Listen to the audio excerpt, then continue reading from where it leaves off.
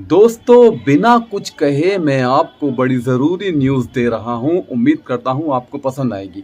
आज जो वीडियो मैं आपको दिखाने जा रहा हूं, इन वीडियोस को देखकर भी अगर आपकी आंखें नहीं खुलती हैं तो फिर कोई भी आपकी आंखें नहीं खोल सकता। तो चलिए पहले आप वीडियो देखिए, फिर मैं थोड़ी सी बात करूंगा इस वीडियो के बारे में।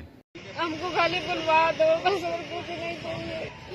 अपनी दूसरी शादी के चक्कर में पड़े इससे घर वाले जो है साथ में मिले हुए। हरदोई के पुराने शहर में रेलवे रोड के पास एक तंग गली में मुस्कान का घर था। पीले रंग की दीवारों वाला छोटा सा मकान जिसके आंगन में तुलसी का पौधा और बच्चों की साइकिल पड़ी रहती थी। मुस्कान उम्र करीब 28 साल, 2 बच्चों की मां थी। उसका पति राशिद रिक्शा चलाता था। जिंदगी ठीक चल रही थी, लेकिन मुस्कान के मन में एक अधूरी ख्वाहिश हमेशा कोंचती थी। उसे लगता था कि उसकी जिंदगी में कुछ कमी है। पिछले साल की बात है, गंगा नहान के मेले में उसकी मुलाकात अर्जुन से हुई। अर्जुन करीब 25 साल का, लंबा चौड़ा, गोरा चिट्टा नौजवान मेला मैदान में ठेले पर चाट बेच रहा था। उसकी बातों में एक अजीब सी ठसक थी जो मुस्कान को अपनी ओर खींचती थी। दोनों की बातें शुरू हुईं। अर्जुन अक्सर मुस्कान के मोहल्ले में अपने दोस्त के घर आने लगा और धीरे धीरे दोनों करीब आ गए। मुस्कान जानती थी कि ये रिश्ता आसान नहीं होगा। उसका मुस्लिम परिवार, राशिद, बच्चे, सब कुछ दांव पर था, लेकिन प्यार ने उसकी आंखों पर पर्दा डाल दिया।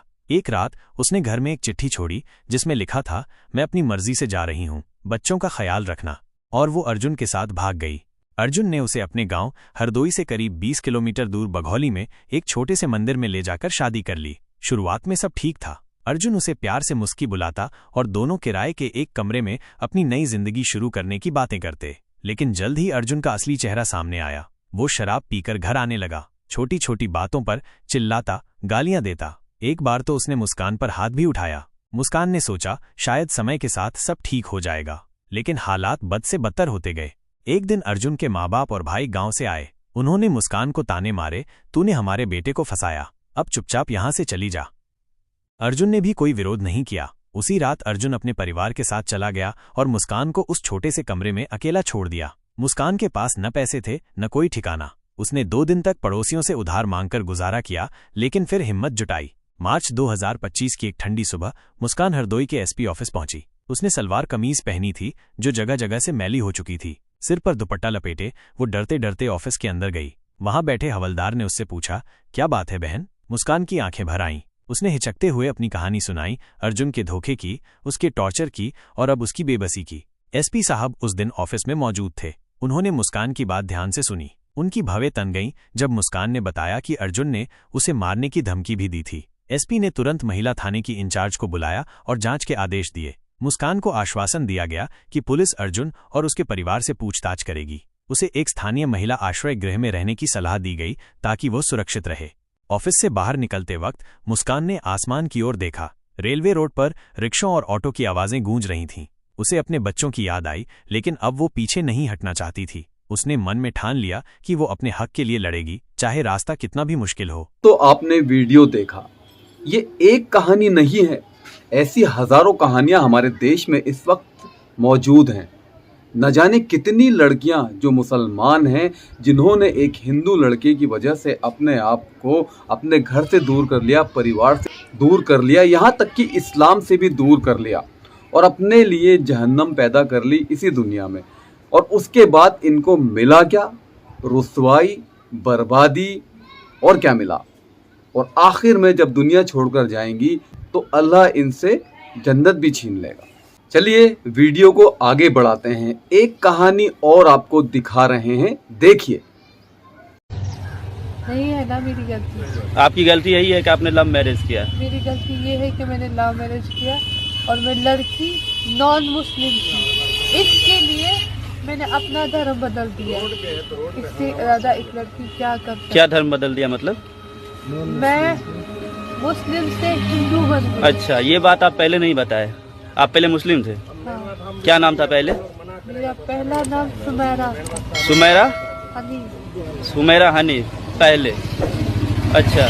शादी के बाद जो है मेरा अंजलि सिंह बन गया। अच्छा, पहले आप मुस्लिम थे? हाँ। उसके बाद धर्म बदल के शादी किए? जी। अच्छा, कोर्ट में शादी किए। हाँ। तो इसने बोला ये नामकरण कहाँ पे हुआ था? कोर्ट में ही हुआ। नामकरण कोर्ट में ही हुआ। तो मामला क्या है कि ये लड़का एक नंबर का फ्रॉड है, मेरे साथ चीट किया है, शादी के झांसा दे के मुझे फंसा लिया है। अच्छा। बस ऐसे, क्योंकि मेरे पापा नहीं है, भाई नहीं है, इसके बाद झूठे मोटे दिलासा दिला के हम तुम्हारा साथ देंगे, ये करेंगे, बहाना से मुझे नेटवर्किंग मार्केटिंग के बहाना से मुझे ले गया और मेरे साथ रिलेशनशिप में रहा और मेरे मांग में सिंदूर भी भर दिया। अब कहता है कि हम शादी नहीं की है। कैसे परिचय हुआ था इससे आपका? बस ये नेटवर्किंग मार्केटिंग की वजह से। कहाँ का मामला है ये? सकरा थाना। शिकायत भी की थी? हम शिकायत किए, सकरा थाना में भी किए, महिला थाना भी किए हैं, महिला आयोग में भी किए हैं, सब जगह किए हैं।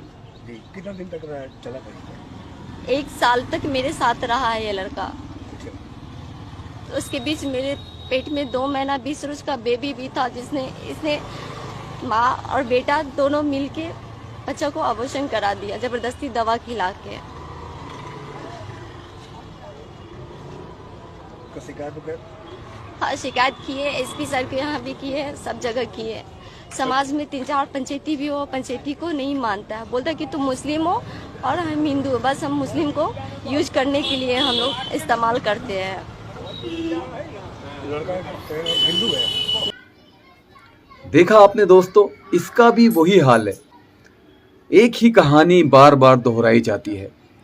लड़के का नाम कभी पवन होता है, कभी राहुल होता है, कभी मनोज होता है और कभी वो लड़का साहिल का नाम लेकर भी आपकी जिंदगी में आता है। ये हरकतें हो रही हैं मेरे दोस्तों, लेकिन हमें अपने आप को सेफ करना है, बचाना है। अगर अपने बच्चों को इस भगवा लव ट्रैप के जाल से, तो हमें बहुत ध्यान देना पड़ेगा। अब हम पापा बनकर नहीं रहेंगे, वरना हमारी बेटी परी बनकर न जाने कहाँ उड़ जाए, हमें भी पता नहीं चलेगा। ऐसे कितने ही केस हो रहे हैं दोस्तों।